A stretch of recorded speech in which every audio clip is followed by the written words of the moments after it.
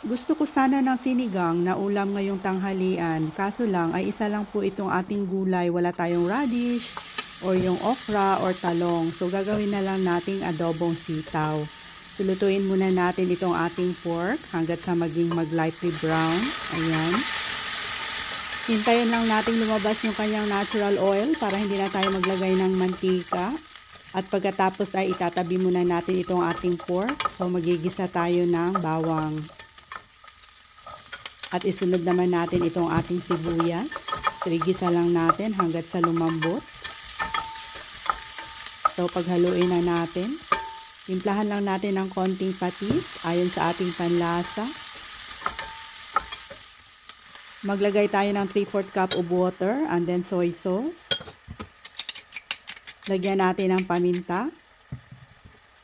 At pagkatapos ay takpan lang muna natin to hanggat sa lumambot po itong ating karne. Pwede din naman kayo magdagdag ng tubig kung kinakailangan. So timplahan natin ng konting seasoning at saka sugar at saka salt. At ilalagay na natin itong ating sitaw. So about 500 grams po to.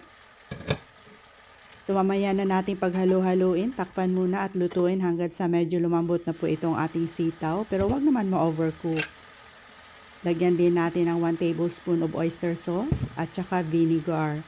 So wag muna nating haluin, let it simmer for 1 minute. At pagkatapos ay dahan-dahan na nating paghalo-haluin. So timplahan ng asin or paminta kung kinakailangan.